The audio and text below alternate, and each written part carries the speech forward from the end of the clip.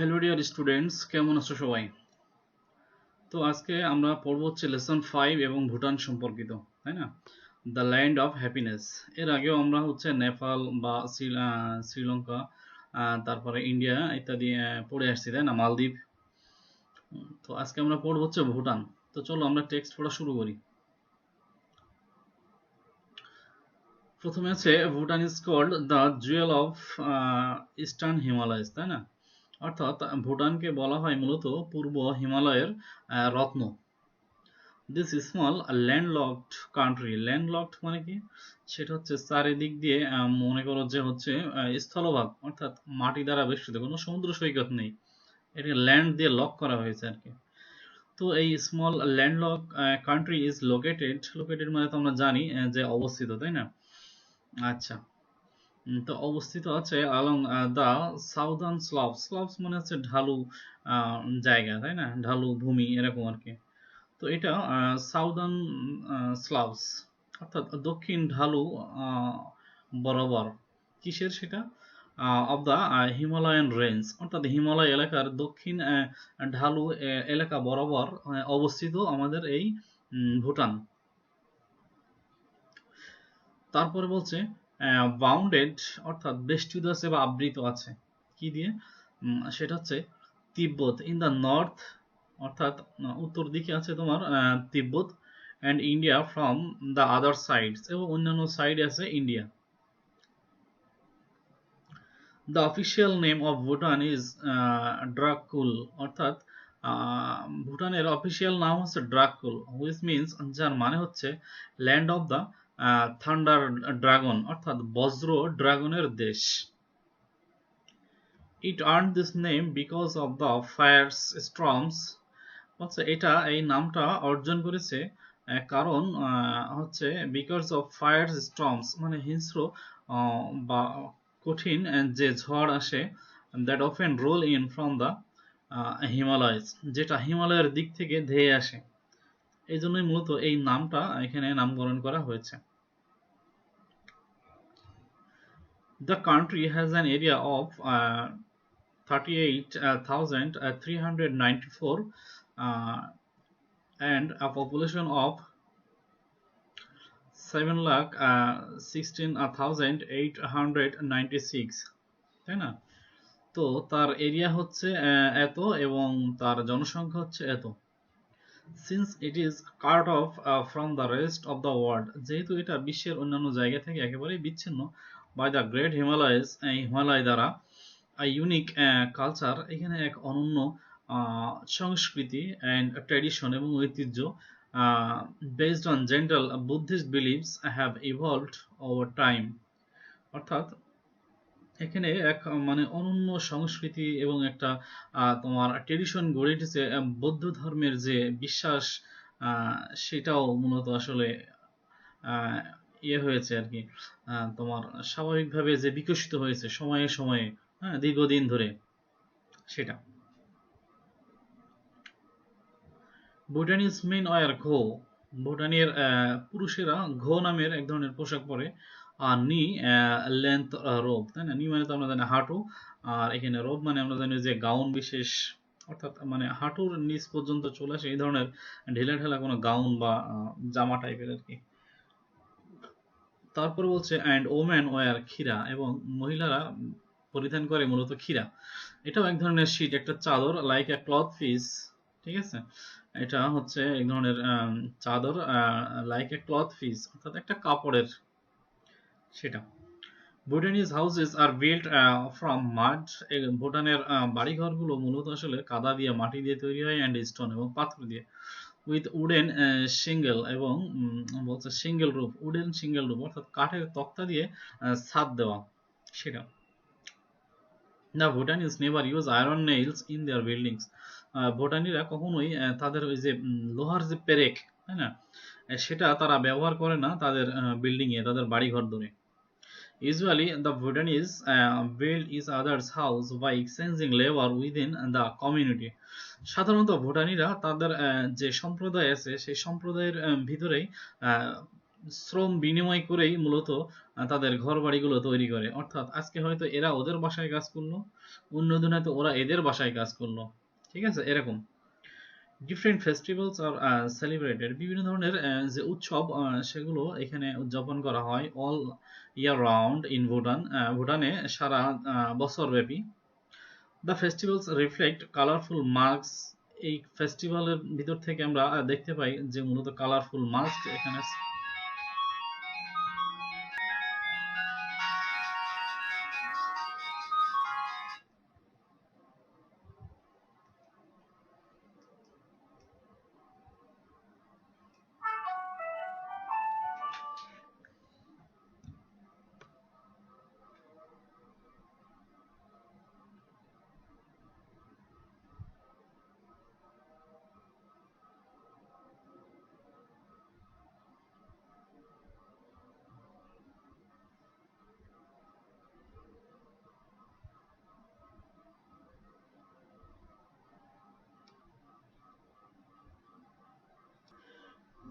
তো যাক, এখানে একটু ঝামেলা হয়েছে আর কি। The festivals reflect colourful mask, এই ফেস্টিভ্যালগুলোর ভিতর থেকে আমরা দেখি কালারফুল মাস্ক আছে and the rich Bhutanese culture, এবং যে সমৃদ্ধ ভুটানিজ যে সংস্কৃতি সেগুলোই মূলত তুলে ধরে এই সকল ফেস্টিভ্যালগুলো। Dances are performed by the Buddhist monks, যে সকল বৌদ্ধ সন্ন্যাসী আসে তারা বিভিন্ন ধরনের ড্যান্স পারফর্ম করে টু প্রোটেক্ট দ্য ভ্যালিজ, তাদের এই উপত্যকাগুলোকে মানে প্রোটেক্ট করার জন্য। অ্যান্ড ওয়ার্ড অফ মানে তাড়িয়ে দেওয়া, এভিল স্পিরিটস অর্থাৎ অশুভ আত্মা বা অশরীরী কোনো জিনিসকে তাড়িয়ে দেওয়ার জন্য তারা বিভিন্ন ধরনের ড্যান্স পারফর্ম করে। The main religious festival is called Tshechus, তাই না? তাদের প্রধান যে হচ্ছে ধর্মীয় যে উৎসব সেটার নাম হচ্ছে Tshechus. The teachings of Lord Buddha are enacted, বলছে লর্ড বুদ্ধা অর্থাৎ লর্ড বুদ্ধা মানে গৌতম বুদ্ধের যে টিচিং মানে তার যে বাণী আর ইনেক্টেড এখানে মূলত কার্যকর করা হয় থ্রু মাস্ক ড্যান্স, বিভিন্ন মাস্ক ড্যান্সের মাধ্যমে for 3 to 5 days in the courtyard, আচ্ছা 3 থেকে 5 দিন ধরে, হ্যাঁ, in the courtyard of the monasteries, এই যে মঠ অর্থাৎ বৌদ্ধ ধর্মের যে আমাদের যে ধর্মীয় উপাসনালয় ওদের যেটা ওদেরকে ওটা মঠ বলে, তাই না? তো সেই মঠের আঙিনায় এই ধরনের মাস্ক ড্যান্স করে থাকে। হচ্ছে মূলত এই যে টিচিংস অফ লর্ড বুদ্ধ অর্থাৎ তোমার যে বুদ্ধের যে লর্ড বুদ্ধার প্রভু বুদ্ধের যে বাণী প্রচার করার জন্য। পিপল অ্যাটেন্ড দিস ইভেন্টস, মানুষজন এই সকল ইভেন্টে অ্যাটেন্ড করে ইন দেয়ার বেস্ট ক্লথস, তাদের ভালো কাপড় চোপড় পরিধান করে, উইথ পিকনিক বাস্কেট, তাই না? এবং মানে সাথে নিয়ে এসে তাদের উৎসবের ডালা। এখানে পিকনিক মানে মূলত আমরা জানি বনভোজন, কিন্তু এখানে মানে উৎসব অর্থে ব্যবহার করেছে, বিভিন্ন উৎসবের ডালা বাস্কেট নিয়ে চলে আসে তারা। Another major festival is called Losar, আরও একটা মেজর ফেস্টিভ্যাল আছে সেটার নাম হচ্ছে লোসার, তাই না? It is celebrated on lunar new year, এটা চাঁদের প্রথম বর্ষে, এটা প্রথম চন্দ্রবর্ষে এটা উদযাপন করা হয়। পিপল কুক স্পেশাল ডিশেস, মানুষজন এখানে বিশেষ বিশেষ খাবার রান্না করে অ্যান্ড ওয়ার নিউ ক্লথস, এবং পরিধান করে নতুন কাপড় চোপড়।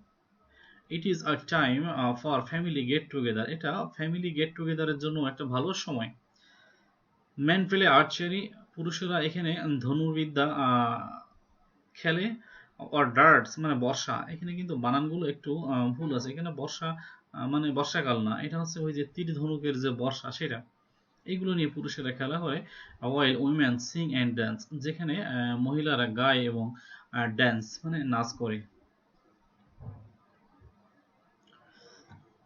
পিওর মাউন্টেনিয়ার, বলছে যে সতেজ যে মাউন্টেন এয়ার, পাহাড়ি যে বাতাস, ক্রিস্টাল ব্লু স্কাই, এবং পরিচ্ছন্ন যে নীল আকাশ, এবং হচ্ছে প্রেস্টাইন ভেজিটেশন, তাই না? অর্থাৎ তাজা বা সতেজ যে উদ্ভিদ বা ভেজিটেশন যেটা, ঠিক আছে, সবজি বাগান যেটাই বলি না কেন, cover have made this small country an ideal destination, এসব কিছু মিলিয়ে আসলে এই ছোট্ট দেশটাকে একটা বিশেষ আদর্শের একটা মানে গন্তব্যস্থল বানিয়ে তুলেছে ফর দ্য এনভায়রনমেন্ট লাভার্স, প্রকৃতি প্রেমীদের কাছে। যারা পরিবেশকে ভালোবাসে। দ্য ইকোসিস্টেম, ইকোসিস্টেম মানে আমরা জানি যে বাস্তু সংস্থান, তাই না? অর্থাৎ পরিবেশ, জীব জন্তু কিভাবে একে অন্যের সাথে ডিপেন্ড করে মিলে থাকে সেটা আর কি। তো এই যে তাদের যে বাস্তুসংস্থান অফ দিস স্মল নেশন, এই ছোট জাতির ভিতরে যে বাস্তুসংস্থা, ঠিক আছে, সেটা supports on the existence of rich flora. Flora মানে তো আমরা জানি যে হচ্ছে গাছপালা, আর ফনা মানে হচ্ছে প্রাণীকুল, তাই না? তো মূলত এখানকার যে ইকোসিস্টেমটা আছে সেটা আসলে মূলত বিভিন্ন প্রাণীকুল এবং গাছপালাকে, গাছপালার যে এক্সিস্টেন্স আছে সেটাকেই মূলত সাপোর্ট করে বা সমর্থন করে বা এটার অনুকূলে আছে। which are protected by strict laws, যে সকল গাছপালা বা প্রাণীগুলো আবার প্রোটেক্টেড, ঠিক আছে, মানে এগুলো সংরক্ষণ করা হয়, দেখাশোনা করা হয় মানে কঠোর আইন দ্বারা। Even anyone found guilty of killing a black necked crane, যদি এমন কাউকে দেখা যায় যে ওই যে কালো গলাওয়ালা ক্রেন মানে সারস পাখি, তাই না, এরকম কাউকে could be sentenced to life in prison.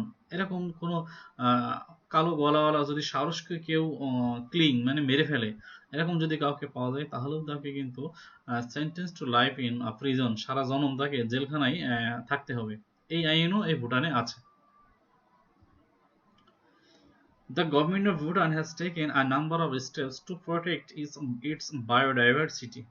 তো ভুটানের সরকার কি নিয়েছে? তারা নিয়েছে এ নাম্বার অফ স্টেপস, অনেকগুলো পদক্ষেপ নিয়েছে টু প্রোটেক্ট, প্রতিরোধ করতে তার জীববৈচিত্র্যকে। ভুটানের সরকার তাদের জীববৈচিত্র্যকে সংরক্ষণ করার জন্য হ্যাঁ হচ্ছে কি করেছে, বিভিন্ন ধরনের পদক্ষেপ নিয়েছে। Bhutan is the first country in the world, Bhutan হচ্ছে পৃথিবীতে এমন একটা প্রথম একটা দেশ with specific constitutional obligations on it's people, এর সাংবিধানিক বাধ্যবাধকতা আরোপ করে দিয়েছে ভুটান তার নাগরিকদের প্রতি, টু প্রোটেক্ট দ্য এনভায়রনমেন্ট, পরিবেশকে প্রোটেক্ট মানে প্রতিরোধ করতে হবে এজন্য। তারপরে বলছে অ্যাজ পার দ্য কনস্টিটিউশন, সংবিধান অনুসারে at least 60% of the country must remain under forest cover at all times।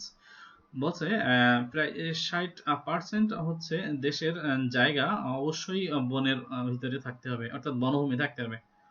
Efforts are also taken to protect the nation against the intrusion।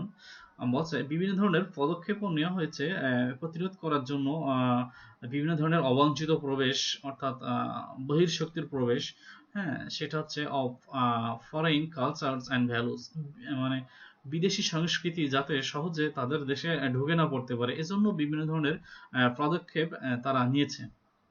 The first foreign tourists were allowed into Bhutan in 1974। বলছে বিদেশি যে পর্যটক, এটা প্রথম allow করা হয়েছিল 1974 সালে ভুটানে। নাও tourism is encouraged, এখন এই যে ট্যুরিজমের বিষয়টা এনকারেজড মানে উৎসাহিত করা হয়, বাট ইজ কন্ট্রোলড, কিন্তু এটা কন্ট্রোল করা হয় অ্যান্ড লিমিটেড এবং সীমাবদ্ধ আকারেই দেখা হয়। টু অ্যাবাউট 6,000 ভিজিটর্স আ ইয়ার, হয়তো বছরে এখানে 6,000 পর্যটক আসতে পারবে, এরকম একটা কন্ট্রোল বা লিমিটেড একটা নিয়ম করে দেওয়া হয়েছে। Bhutan is one of the largest countries in the world, Bhutan হচ্ছে বিশ্বের হচ্ছে সর্বশেষ একটা দেশ to introduce television and the internet to its people.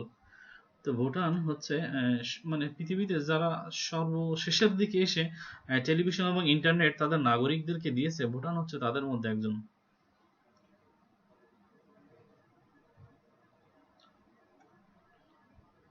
The government lifted a ban on TV, সরকার একবার টেলিভিশনের উপরে নিষেধাজ্ঞা জারি করেছিল, অ্যান্ড দ্য ইন্টারনেট এবং ইন্টারনেটের উপরে, অনলি ইন 1999, 1999 সালে। The Bhutanese government has made it mandatory, ভুটানের সরকার এটাকে বাধ্যতামূলক করে দিয়েছে ফর অল ভুটানিজ, সকল ভুটানিদের জন্য, to wear only their national dress in public, অর্থাৎ পাবলিকে পাবলিক প্লেসগুলোতে অবশ্যই জাতীয় ড্রেস তাদেরকে পরিধান করতে হবে, জাতীয় পোশাক, এটা বাধ্যতামূলক। Finally most interesting fact about Bhutan is that, আর শেষমেশ সবচেয়ে হচ্ছে যে মজার বিষয় ভুটান সম্পর্কে সেটা হচ্ছে যে they are the only country that measures success in gross national happiness rather than gross national product, অর্থাৎ ন্যাশনাল প্রোডাক্টের চেয়ে তারা সামগ্রিকভাবে সুখী আছে কতটা, এটার উপরেই মূলত তারা তাদের সফলতা পরিমাপ করে। In 2006 সালে Bhutan is week rated Bhutan sorry business week rated Bhutan, অর্থাৎ বিজনেস উইক নামের একটা সংস্থা বা ম্যাগাজিন, সেটা ভুটানকে মূলত হচ্ছে রেটিং দিচ্ছে যে as the happiest country in Asia, এশিয়ার মধ্যে সবচেয়ে সুখী দেশ, and the eight happiest country in the world, এবং বিশ্বে অষ্টম সুখী দেশ হিসেবে। তো ডিয়ার স্টুডেন্টস, এটাই ছিল আজকে আমাদের ভুটান সম্পর্কে পড়াশোনা করা, এবং আমরা আগামীতে আরো আমাদের অন্যান্য ইউনিট 7 আছে বা প্রথম দিকে কিছু জায়গায় গ্যাপ আছে, সেগুলো এখন থেকে আরো অ্যাক্টিভলি ভিডিওগুলো দিয়ে দেওয়া হবে। তোমরা সবাই ভালোভাবে ভিডিওগুলো দেখবে, পড়বে এবং রিভিশন করবে বারবার, ঠিক আছে? তো সবাই ভালো থাকবে, ধন্যবাদ।